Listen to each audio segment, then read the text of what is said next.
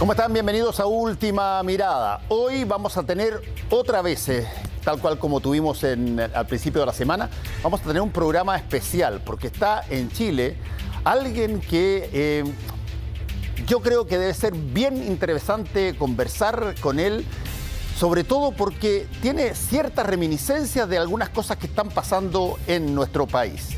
Él es Pablo Iglesias, ex vicepresidente de la República de España, ex diputado europeo en España, ex dirigente también de uno de los partidos que causó mucha impresión, no solamente en Europa, sino que también para muchos movimientos más jóvenes en América Latina, que fue Podemos. Y además he invitado a Raúl Sor, que hace los análisis internacionales en Última Mirada, para que conversemos con Pablo Iglesias en esta oportunidad. Tenemos todo el programa dedicado a esto, así es que muchas gracias por estar acá, Pablo Iglesias, y también a ti, Raúl. Un placer enorme, muchas gracias. Yo voy a hacer un disclosure. Yo te he entrevistado antes, te entrevisté en esa oportunidad cuando CNN hacía unos reportajes sobre temas del mundo que queríamos que fueran traídos a Chile con lenguaje y lógica chilena. Y Raúl hizo en esa oportunidad un extraordinario programa sobre lo que era el pacto de paz en Colombia entre las FARC y el gobierno.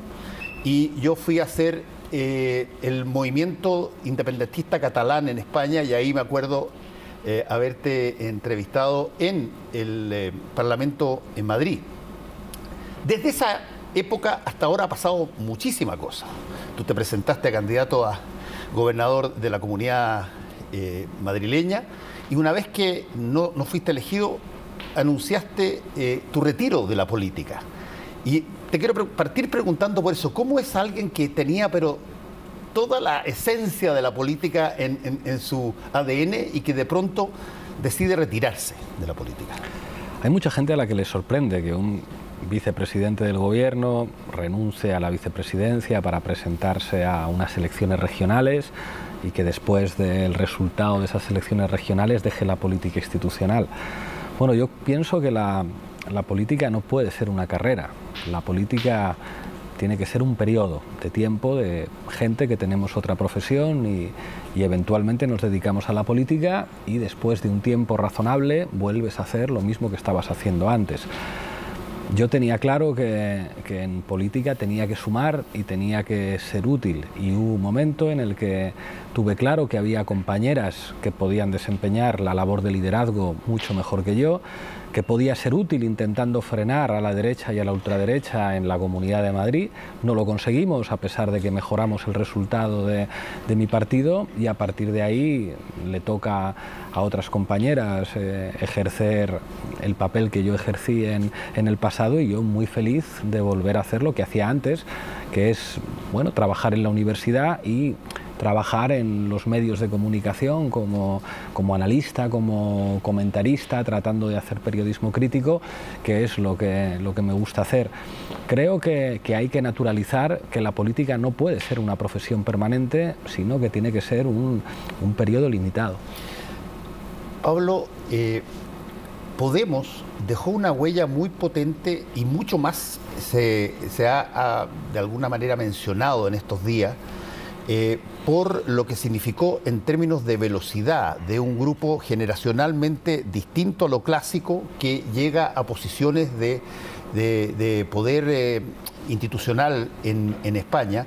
Y ha habido, y probablemente tú lo has visto, ha habido mucha reseña con lo que ha pasado con el Frente Amplio chileno, con el presidente Gabriel Boric, de comparar determinadas cosas. ¿Son comparables en alguna manera, o estas experiencias son cada una muy inéditas?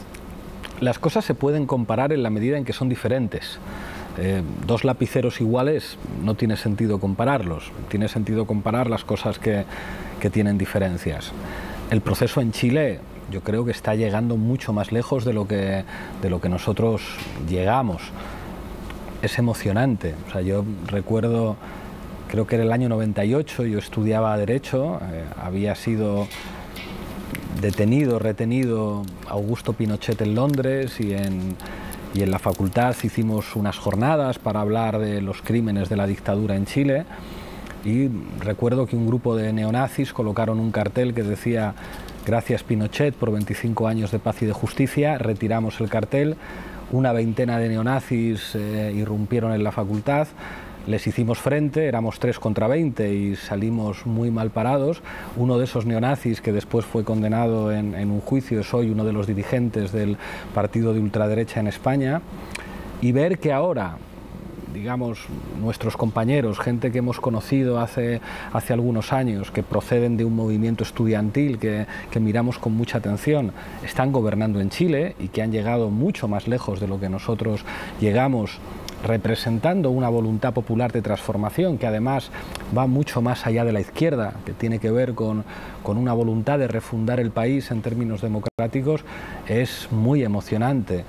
Y claro que en estos años hemos hablado, hemos intercambiado experiencias, claro que puede haber algunos paralelismos, pero nosotros no llegamos tan lejos como el Frente Amplio, como Gabriel, y lo miramos con muchísima admiración. Hoy todo el mundo está mirando a Chile, no solamente la izquierda. Hoy Chile es una referencia internacional de esperanza democrática y estamos muy orgullosos. Bueno, hubo la misma esperanza con Podemos en su momento, y en Chile mirábamos ese proceso como un intento de alternativa a los partidos tradicionales, al centro. ¿Y por qué no pudieron?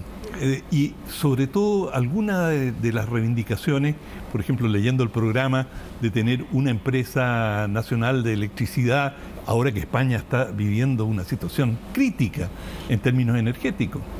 Sí pudimos, y llegamos al gobierno y hemos conseguido desde el gobierno cosas que parecían inimaginables. El mecanismo de los ERTEs en España, a la pandemia se respondió nacionalizando 5 millones de salarios y salvando a decenas de miles de empresas del cierre. Construimos un enorme escudo social, una ley de vivienda, el ingreso mínimo vital. El Ministerio de Igualdad de Irene Montero es una referencia en políticas feministas. Pero es verdad que con los 35 diputados que obtuvimos en un gobierno de coalición en el que somos minoría respecto al Partido Socialista, pues nos hemos quedado muy lejos de lo que a nosotros nos gustaría hacer. Pero hemos demostrado algo que nadie se creía en España, y es que lográramos formar parte del gobierno y cambiar cosas desde el gobierno. La propia agresividad de la que hemos sido objeto, es decir, cómo se nos ha atacado, las barbaridades que se han dicho de nosotros, es la mejor prueba de que estábamos cambiando cosas, y no nos vamos a conformar. Nosotros, yo lo digo ya desde una posición de militante de base, yo ya no tengo ninguna responsabilidad de dirección, pero creo que las compañeras que están al mando ahora no tienen que renunciar a nada, y hay que aspirar a que ahora formamos parte de un gobierno de coalición como socio minoritario, pero aspiramos a ser el socio mayoritario. Creo que esa voluntad de Podemos de ganar, de no somos una izquierda que se conforme con una posición subalterna, sino que vamos a por todas, forma parte ya de una manera de entender la política, pues siendo conscientes de lo que es nuestro país, de lo que es hacer política en el marco europeo, pero sin renunciar a nada. Ahora, hay una cosa bien interesante ahí, Pablo. Yo entiendo que los procesos en distintos países no son necesariamente comparables, pero sí se sacan lecciones de determinados procesos que tienen características similares a otros y que por lo tanto podrían ser útiles para los otros. Cuando lo que llega es un flujo joven que nutre de una manera distinta la tradicional alternancia en el poder, y se producen una serie de cosas. ¿Cuáles son, a tu juicio, lecciones que tú pudiste haber sacado de ese proceso y que pueden servirle a otros países, incluyendo a Chile? Es muy importante tener en cuenta que cada proceso de avance social genera una reacción. En España ahora existe una ultraderecha cada vez más fuerte. Esa ultraderecha no solamente es un partido político, no solamente es Vox, es una ultraderecha que está en el corazón del Estado, una ultraderecha que parasita una parte de la judicatura, una parte de de la policía, una parte del ejército, una parte de los medios de comunicación y una parte de los poderes económicos. Eso es una reacción frente al hecho de que gente como nosotros llegara al Consejo de Ministros, es una reacción frente al independentismo catalán, es una reacción frente al feminismo, que yo creo que es el movimiento emancipatorio más importante de esta época. El feminismo está jugando el rol que en el pasado jugó el movimiento obrero y lógicamente eso provoca una reacción. Creo que los momentos de avance social, como lo que se está viviendo ahora en Chile, siempre producen una reacción enormemente agresiva, enormemente violenta de aquellos que ven alterados sus privilegios porque la sociedad está cambiando. Es muy importante prepararse siempre para esa reacción, entender que los momentos dulces, que los momentos de gran apoyo social no duran siempre y que hay que prepararse para la reacción del adversario, que suele ser enormemente agresiva. Cuando hablo acá con los compañeros siempre les transmito: no piensen que el momento dulce de ganar unas elecciones, de impulsar una serie de transformaciones que expresan la voluntad constituyente de un pueblo, no va a acabar por tener que enfrentarse a la reacción de lo que todo eso quiere cambiar. Yo creo que esa es una de las lecciones más importantes que nosotros podemos transmitir. Nosotros podíamos imaginar en términos teóricos lo que nos iban a hacer, pero cuando lo vives, cuando vives las fake news, cuando vives el lawfare, cuando vives la agresividad de una derecha que renuncia a los principios democráticos, cuando ven que están perdiendo poder institucional, aprendes que en política hay que armarse para resistir a adversarios muy peligrosos. Ahora, y muy agresivos. Cuando tú dices armarse, ¿estás hablando de qué tipo de armamento? Ideología. Ideología. O sea, la respuesta es una respuesta discursiva. La clave de la ultraderecha y de la violencia de la ultraderecha es, digamos, un impulso ideológico reaccionario a nivel social. La clave tiene que ver con lo que piensa la gente. O sea, la clave de la reacción al feminismo es, digamos, ideológica. Hay muchos hombres que se sienten desafiados en su identidad por los avances feministas. La defensa de los privilegios de una minoría frente a la extensión de los derechos sociales es un proceso ideológico. La mentira, las fake news, son procesos ideológicos. Hay una viñeta que expresa muy bien esto. Aparece un hombre viendo la televisión y su hija le dice: papá, te están mintiendo. Y el tipo responde: pero ¿cómo me van a estar mintiendo si dicen lo que yo pienso? Eso, digamos, expresa muy bien cómo opera ideológicamente la mentira y la reacción. Armarse frente a eso es asumir que la batalla de las ideas es una batalla permanente que necesita de proteína política y de mucho entusiasmo y de mucha movilización social. En Chile hay un gobierno de izquierdas ahora. Quien piense que la ausencia de movilizaciones es algo que beneficia al gobierno se equivoca. Hace falta que la izquierda se movilice, que la izquierda presione, que la izquierda dé una batalla en la calle, incluso cuando sus posiciones están representadas en el gobierno, asumiendo que la dinámica de lucha ideológica es algo que va más allá de las instituciones.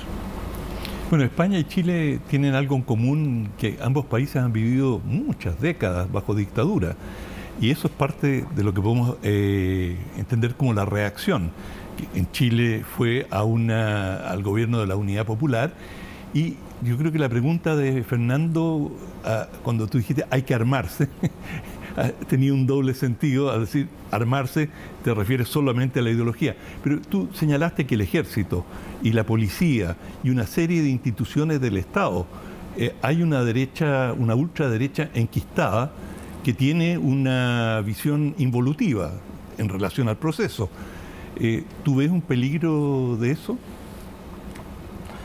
Es imposible prever el futuro, y es verdad que estamos en una época en la que lo imprevisible se convierte en lo habitual. ¿Quién iba a imaginar que una pandemia mundial alterara el funcionamiento de la economía mundial? ¿Quién iba a pensar que podríamos estar al borde de una tercera guerra mundial en Europa que involucre a potencias nucleares? Con todas las precauciones, yo creo que los golpes de Estado de esta época no son como los golpes de Estado del pasado. O sea, lo fundamental de los golpes de Estado ahora no son los tanques o los aviones bombardeando una sede del gobierno, sino que son las fake news, y son los procesos de persecución a través de medios judiciales. Lo que vimos en Bolivia hace un par de años, o lo que hemos visto en Brasil con Bolsonaro, o incluso la dinámica en Estados Unidos con un Donald Trump que ya promete que si vuelve al gobierno va a reforzar los poderes presidenciales contra la dinámica de check and balance que controlan los poderes del presidente. Una apuesta directa por la involución democrática.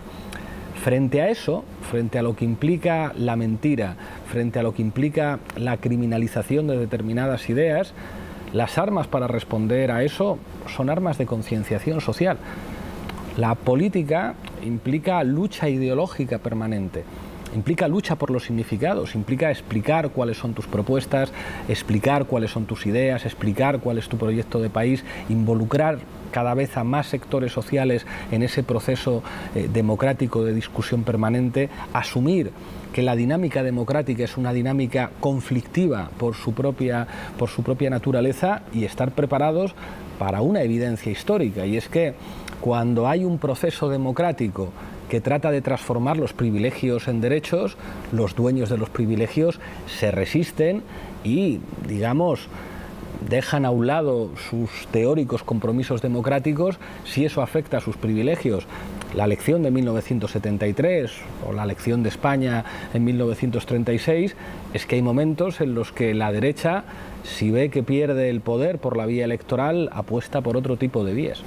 Ahora, entendiendo eso que tú estás diciendo, me gustaría preguntarte por llamémoslo así, el lado que menos se presenta a veces en quienes están gobernando, que es el lado de a ver cómo se asumen los errores propios, cómo uno reconoce errores, cómo uno se da cuenta de que las cosas que están haciendo no están marchando. ¿Qué tanto hay en los gobiernos se produce una reticencia a reconocer que las cosas se hicieron mal o que las cosas no se están haciendo bien, porque eso de alguna manera debilita la imagen ante la opinión pública?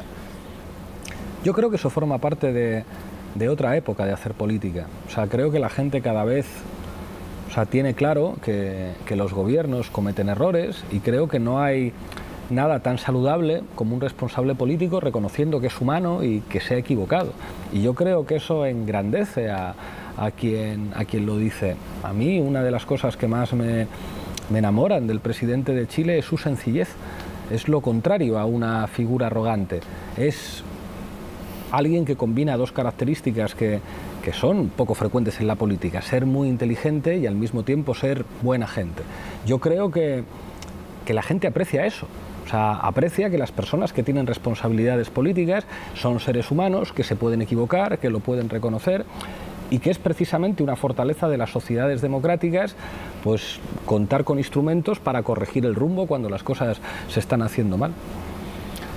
Ahora, ahí en ese punto, una cosa es reconocer que algo se hace mal. Otra cosa que también a veces pasa y en algunos casos es bien importante, y lo vamos a conversar más adelante cuando veamos cómo entra en este circuito, por ejemplo, simultáneamente una situación inédita como una convención constitucional. Pero las personas en general votaron por una persona porque a esa persona le creen los proyectos de gobierno que presentó. Y esos proyectos de gobierno no son, llamémoslo así, símbolos o solamente testimonios. Necesitan transformarse en hechos concretos. Y cuando las cosas empiezan, hoy día no hay, como antes se decía, no hay un tiempo de gracia para la instalación de un gobierno. A ti te dan desde el principio, y eso es hace bastante tiempo. Y por lo tanto, ¿qué tanto tiene que tener el gobierno una conciencia de ir acomodando su andar a, entre otras cosas, la comisión de errores? Este gobierno ha cometido varios errores, lo ha reconocido el propio presidente Boric, y no tengo idea todavía si es que eso ha calado o ha tenido merma en la apreciación original que se tenía respecto de cómo iba a andar, a pesar de que llevamos un mes. O sea, yo no soy quien, no tengo elementos de juicio suficiente para hacer análisis de política chilena. No, por cierto, yo estoy hablando, por eso estoy hablando en genérico de la lógica del error en el gobierno. Claro. Siendo alguien que ha tenido experiencia de gobierno, soy consciente de que uno se puede equivocar en lo que está haciendo, pero uno no se debe equivocar respecto a quién representa y a quién está defendiendo. Y en ese sentido yo creo que, o percibo que en Chile hay un gobierno que a lo mejor comete errores, pero que nunca se va a equivocar respecto a cuál es el rumbo a tomar y el objetivo al que se dirige. Todos podemos cometer errores. La clave es no confundirte a la hora de tener claro hacia dónde vas y a la hora de tener claro a quién estás representando y a quién estás defendiendo. Vamos a hacer una pequeña pausa y seguimos conversando con Pablo Iglesias.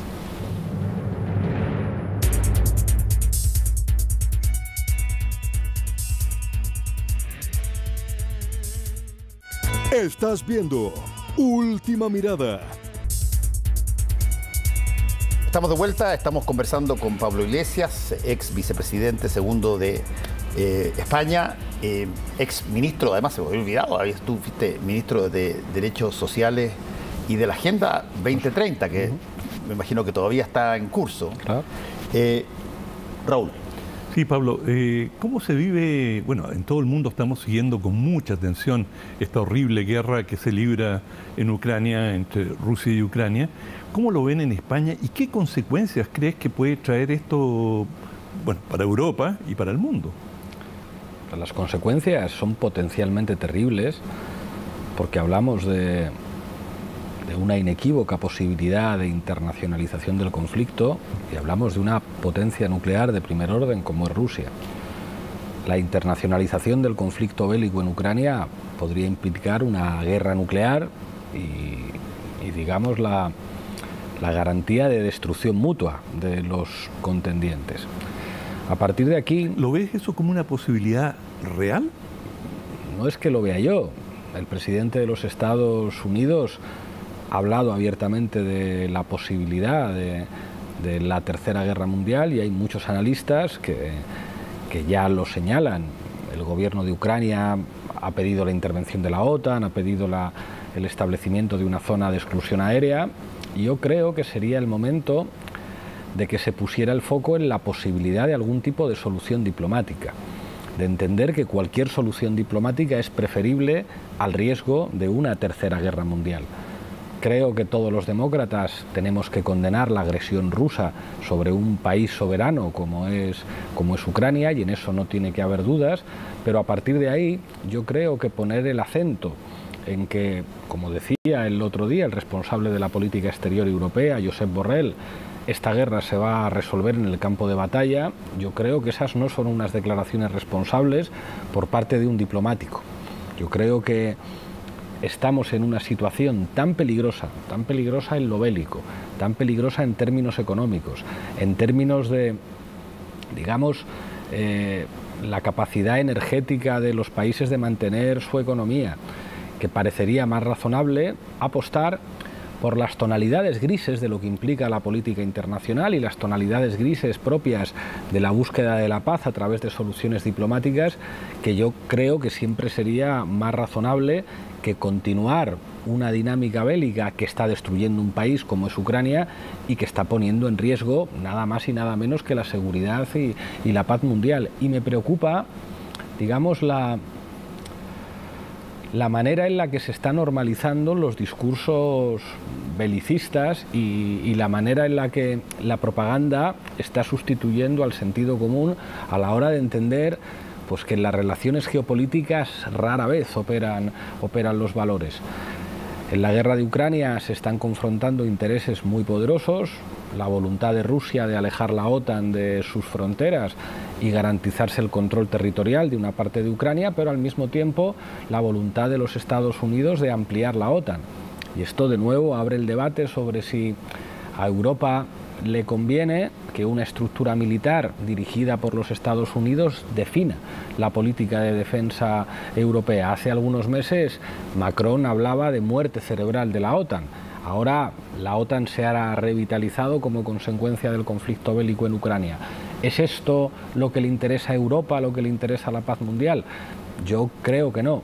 A mi entender, creo que habría que rebajar el tono belicista y el tono de propaganda que se está haciendo económico también en buena parte de los medios de comunicación occidentales y apostar por detener cuanto antes una guerra que está costando muchísimas víctimas civiles, la destrucción de un país y poner en riesgo la paz mundial, por la apuesta por las vías diplomáticas para resolver cuanto antes el conflicto y parar la guerra.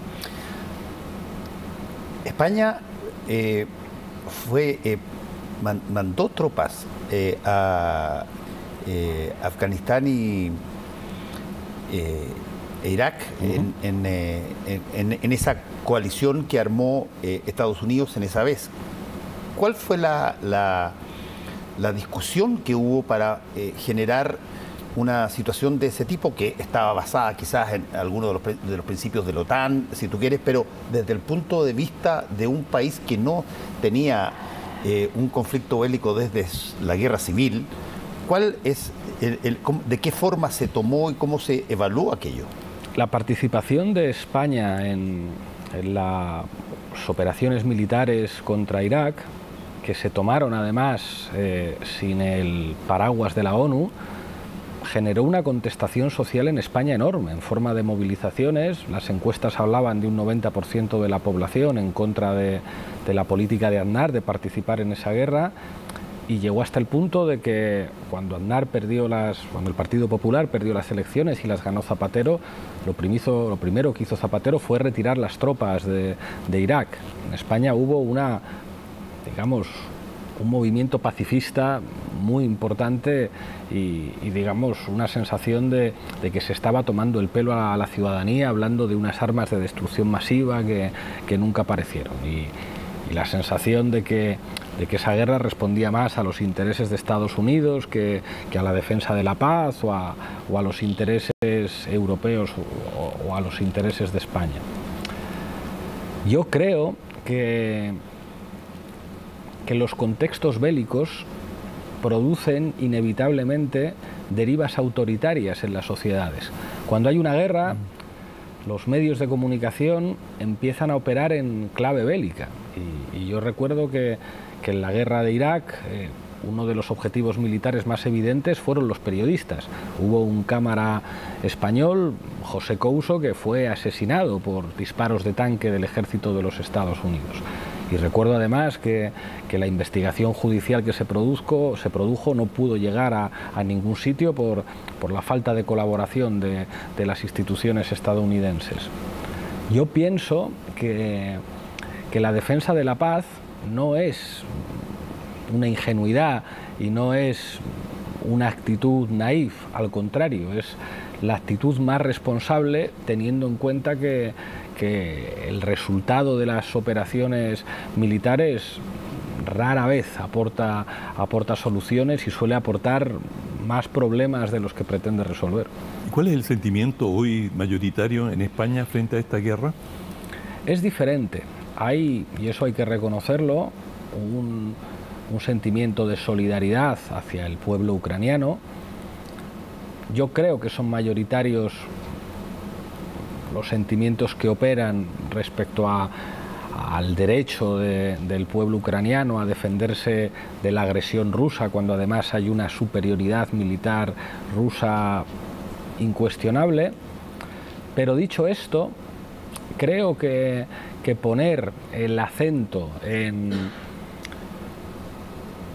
la dinámica militar del conflicto ha puesto encima de la mesa también muchas hipocresías.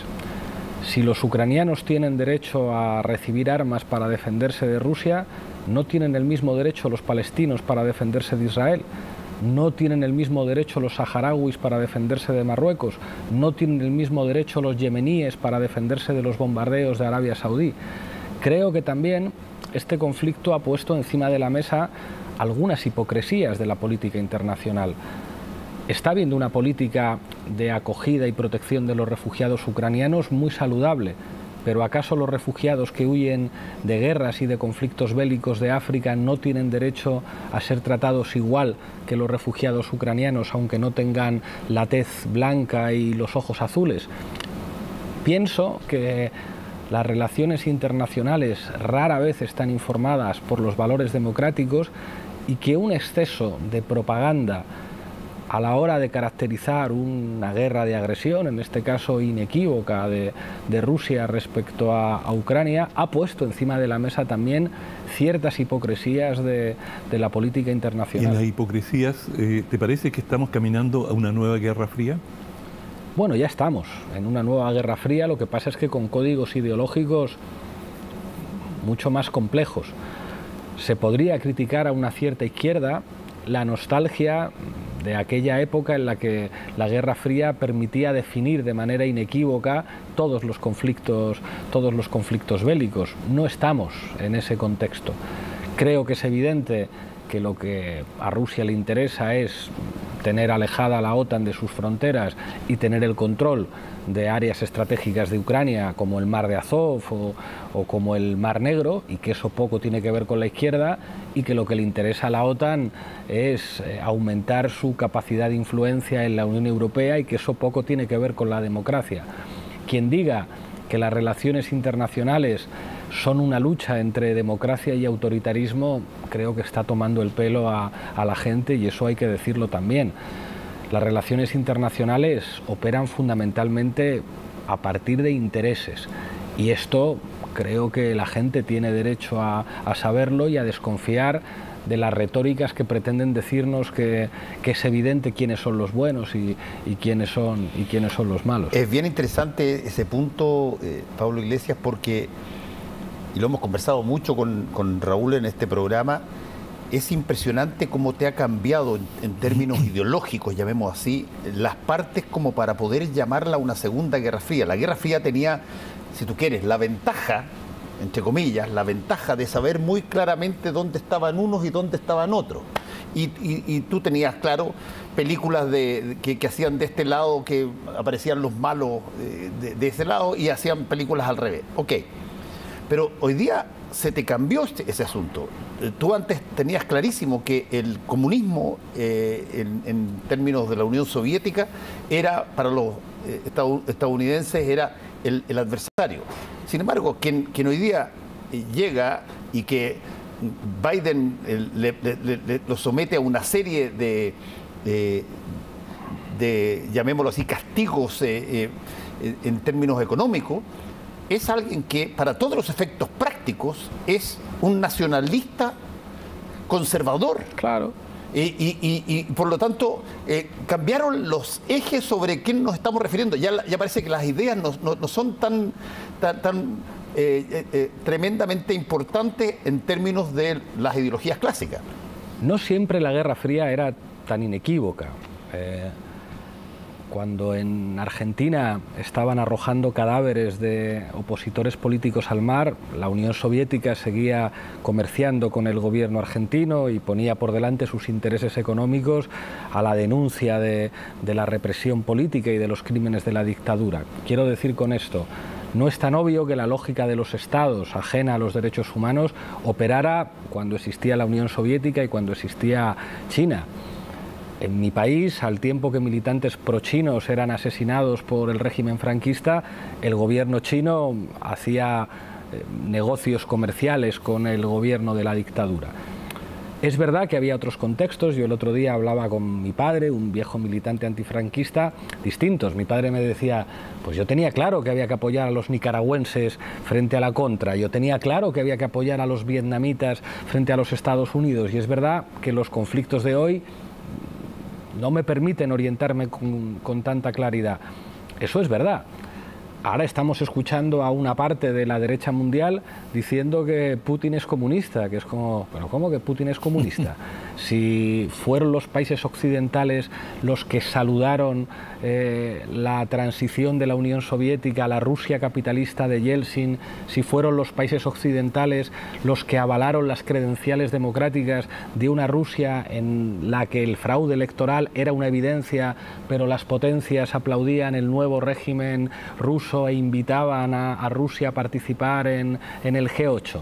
Pero si hasta hace nada la derecha mundial mostraba su admiración por Putin, si parece que la Rusia de Putin apoyó a Donald Trump en su campaña, si la derecha rusa y en concreto el Kremlin ha estado financiando a grupos de ultraderecha en toda Europa, ¿cómo tienen ustedes la desfachatez de pretender decirnos que Putin es un heredero de la Unión Soviética? Pero esto, digamos, forma parte de la normalización de la mentira en un contexto de guerra. Y aquí toca recordar que la política internacional se explica a través de tonalidades grises y donde los intereses tienen mucha más importancia para entender incluso las dinámicas militares que una suerte de enfrentamiento entre el bien y el mal.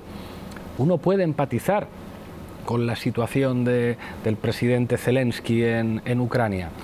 Pero hombre, ningún demócrata puede entender que se estén prohibiendo partidos políticos en Ucrania, algunos de ellos con decenas de diputados. Ningún demócrata puede entender que se esté organizando en las Fuerzas Armadas a grupos abiertamente neonazis como el Batallón Azov, o que se estén produciendo violaciones de la Convención de Ginebra y crímenes de guerra con ejecuciones que hemos visto en algunos vídeos de prisioneros de guerra rusos. Quiero decir, ¿se están cometiendo crímenes de guerra por parte del ejército ruso? Parece que sí, y lo que vimos en Bucha apunta a que esto efectivamente ocurrió. Pero en el otro bando se están cometiendo también violaciones de derechos humanos y se están coartando los derechos civiles de la población. Parece que también. ¿Es tan evidente que esto sea una suerte de enfrentamiento entre una dictadura y una democracia? Miren ustedes, las relaciones internacionales no funcionan de manera tan maniquea. En ese punto te quería interrumpir. ¿Crees que hay un común denominador entre Trump, Putin, Bolsonaro en Brasil, y es el soberanismo? Es decir, esta tendencia que, es decir, la caridad comienza por casa, una corriente internacional antiglobalización que es parte del Brexit, con distintos matices, distintos colores ideológicos, pero ¿hay un común denominador a tu juicio en todas estas posturas? Yo diría que no. Creo que Rusia es un Estado capitalista con sus propias oligarquías económicas que operan en el mercado mundial, actuando en la globalización, con un gobierno más o menos autoritario, pero que en todo caso lo que está planteando ahora es que si su expansión comercial no opera hacia el oeste, operará hacia el este y asumirán a China como su principal socio comercial. China, donde se supone que gobierna el Partido Comunista, apuesta abiertamente por la globalización económica en la medida en que provee de bienes y servicios y compite como potencia que aspira a la hegemonía económica, digamos, apostando por el libre comercio para que los productos chinos se puedan expandir en todo el mundo. Por mucho que Donald Trump diga que quiere construir un muro o que incluso manejara una retórica aislacionista, ha trabajado en favor de los intereses de las empresas norteamericanas y lo mismo cabría decir de Biden. Bolsonaro no ha construido instituciones soberanas para los brasileños, sino que ha practicado desde mecanismos autoritarios el neoliberalismo más hostil para los sectores subalternos. No tengo la sensación de que haya muchos gobiernos en el mundo que apuesten por una suerte, digamos, de autarquía o de repliegue soberanista. Yo creo que sí sería deseable que haya estados que reivindiquen su propia soberanía a efectos de poder proteger a su gente. Tengo entendido que el gobierno de Chile pues ha planteado a la Unión Europea revisar su tratado de libre comercio para introducir con sensatez algunas cláusulas de protección social. De mire usted, está bien que podamos comerciar libremente, pero yo tengo que proteger los intereses de mis ciudadanos y los intereses de mis empresas. Pero no creo que esa sea la dinámica que haya informado la política internacional, ni de los Estados Unidos, ni de Rusia, ni de Brasil. Desde ese punto de vista, ¿estás pesimista o optimista respecto del derrotero de la situación bélica hoy día? O sea, digamos que soy un optimista que quiere estar bien informado y hay muchos elementos que nos tienen que llevar a la preocupación.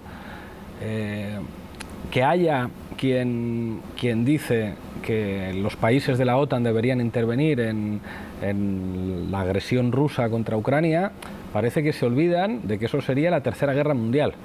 La Tercera Guerra Mundial con potencias nucleares. Eso es entrar en un escenario que ni en los momentos más tensos de la Guerra Fría se produjo. La crisis de los misiles en Cuba se terminó resolviendo por vías diplomáticas. Entonces a mí me preocupa que algunos, en lugar de hablar de diplomacia, de pacto, de acuerdo y de paz, estén, digamos, poniendo todos los huevos en la cesta de la solución militar. Porque la solución militar, cuando una de las potencias en conflicto es la segunda potencia que más armas nucleares tiene del mundo, yo no sé si es demasiado razonable.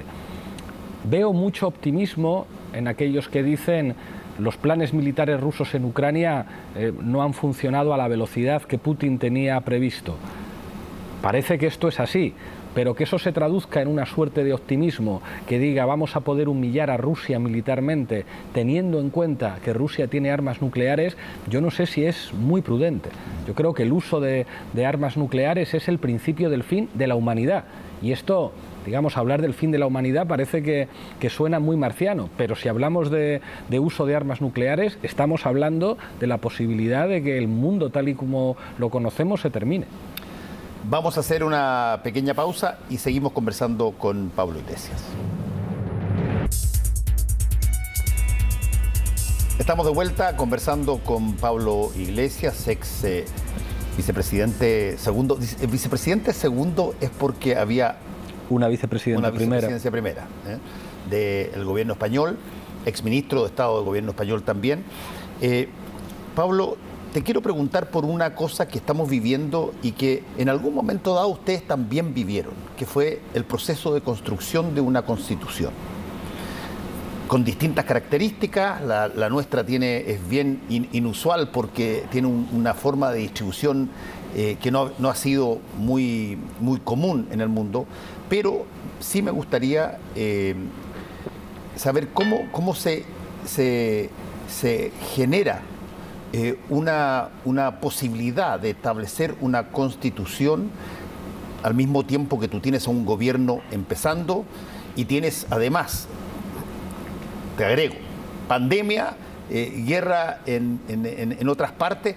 ¿Qué tanto es sensible el trabajo de una constitución a no solamente la historia del país, sino que a los acontecimientos que están viviendo el país mientras esa convención está laborando? Visto desde fuera, yo creo que hay que ver siempre un proceso constituyente como una fiesta democrática. Y sobre todo, aquí hay un elemento común entre España y Chile, y es que las constituciones anteriores no fueron el resultado, digamos, de una discusión libre a nivel social. En España, nuestra constitución es el resultado de un pacto entre las élites de la dictadura y la oposición democrática. Y digamos que el resultado es la plasmación jurídica de un acuerdo para tener un sistema equiparable u homologable a las democracias europeas. Es mejor que lo que había antes, pero no es, digamos, la fiesta de la democracia. En Chile ustedes están viviendo la jubilación de la Constitución de Pinochet a partir de una voluntad social de refundación del país que se expresa en una convención constitucional.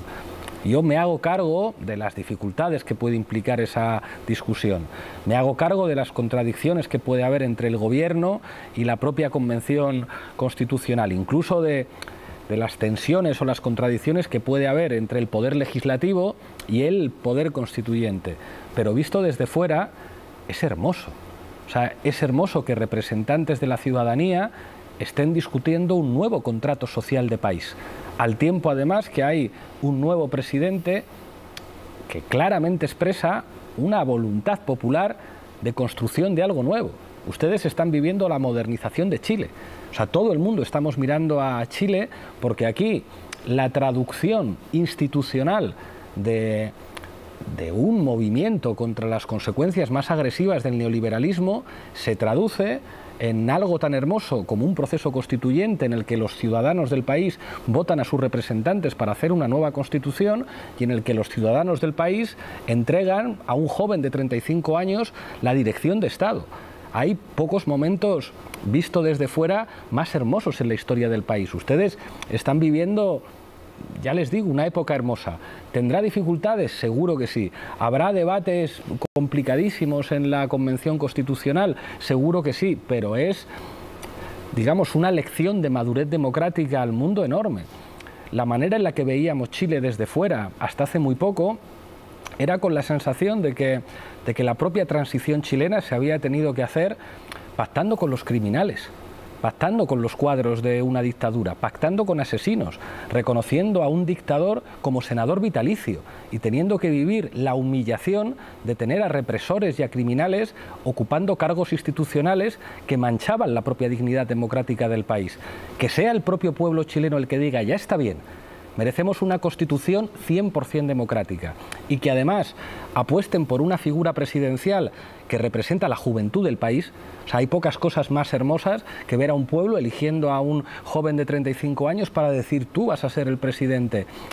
Comprendiendo que desde dentro se vean todas las dificultades, desde fuera se ve con sana envidia lo que aquí se está construyendo. Sí, yo te paso la palabra al tiro. Yo entiendo eso y creo que, y lo he escuchado de varias personas que vienen del exterior, solo que en la política moderna y en la política particularmente de este país también hace mucho tiempo que no se daba o no se veía un clamor por hechos, porque hayan hechos más que símbolos, más que testimonios, más que palabras. Y esos hechos, claro, se pueden plasmar en una convención constitucional y en una carta magna que eventualmente va a ser además, tiene llamémoslo así, el resguardo de ser sometida al parecer del público que la puede rechazar o la puede aprobar. Pero tienen que producirse hechos más que... si tú quieres política lírica, y eso es difícil.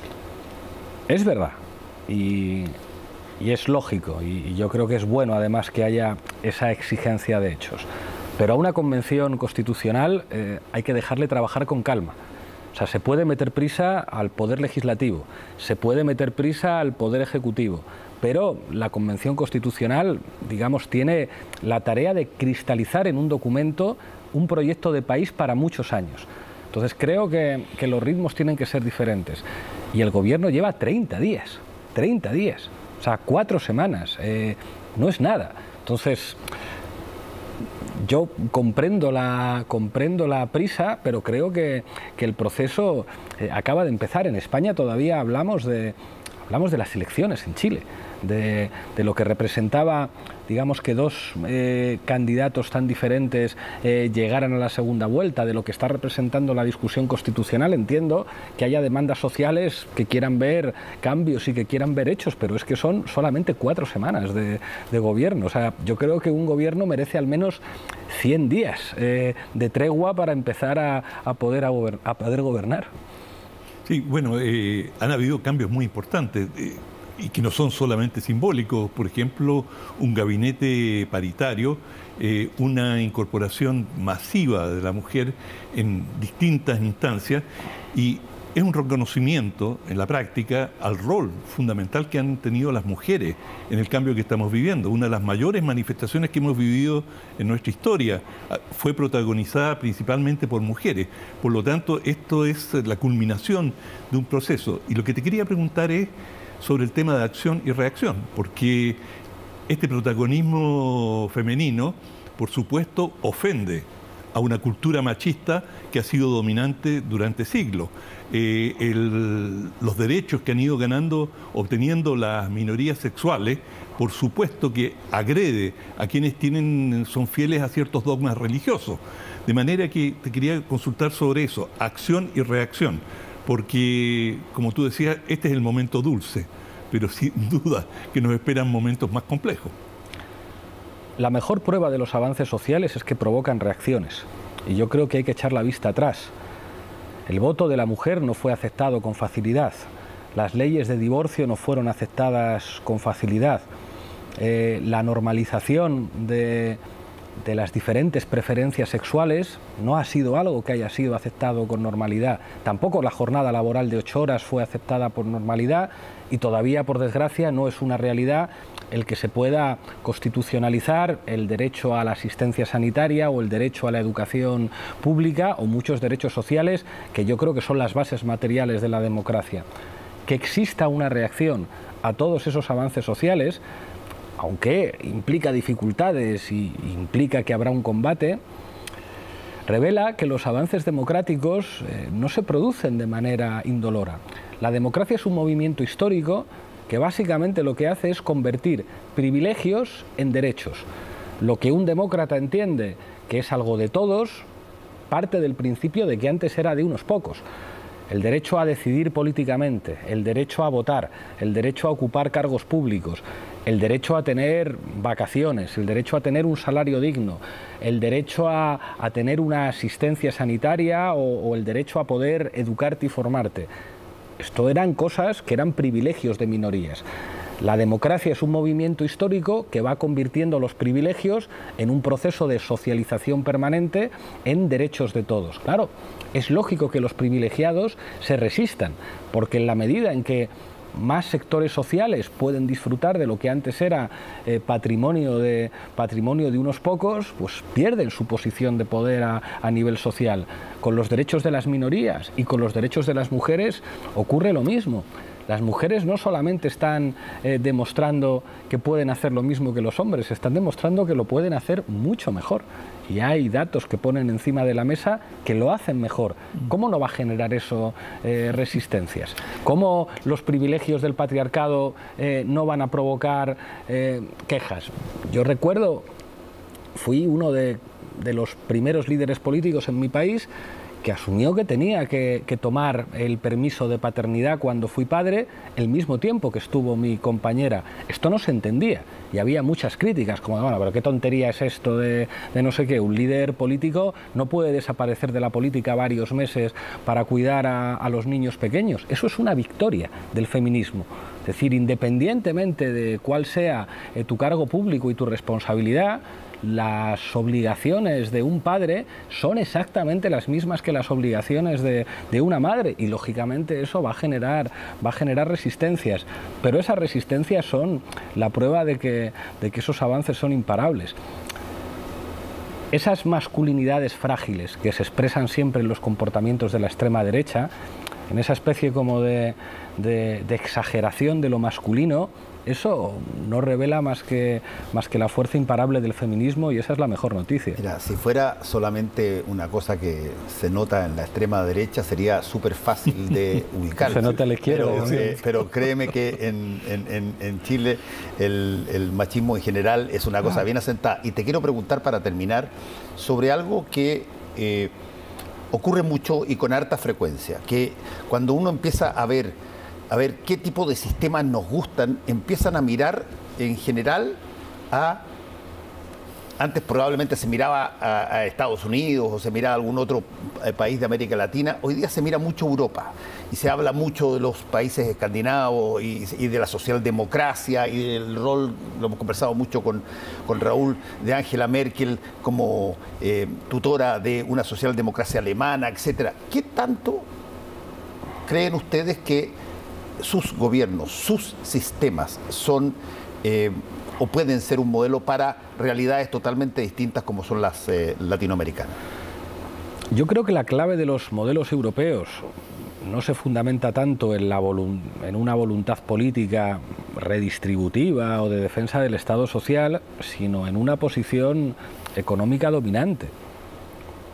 Vivimos en sociedades en las que la jerarquía en la organización del sistema político y el sistema económico mundial es una realidad. Los países europeos tienen más recursos para construir Estado, tienen más recursos para construir servicios sociales, para construir infraestructuras, y los países de América Latina, digamos que todavía tienen pendientes reforzar sus sistemas de bienestar y sus sistemas estatales. Yo creo que no se justifica una suerte de complejo. Aquí se parte de situaciones mucho más difíciles.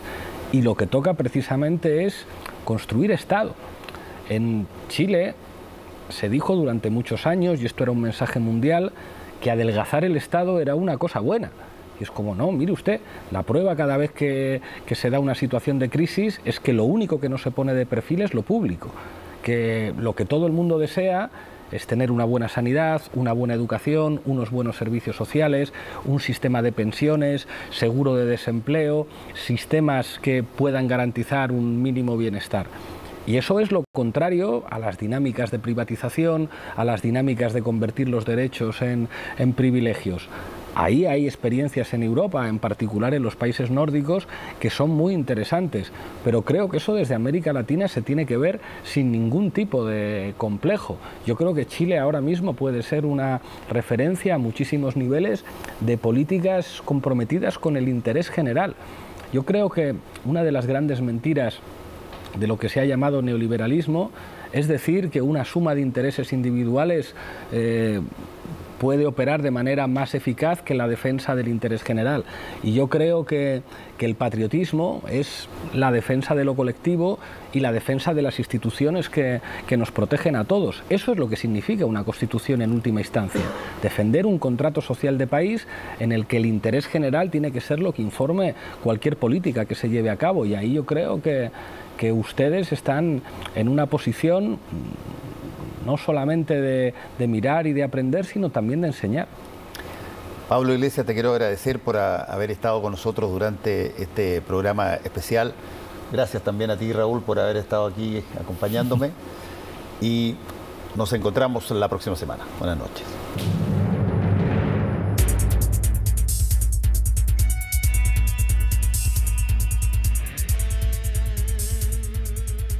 Última Mirada fue presentado por BHP. El futuro está aquí.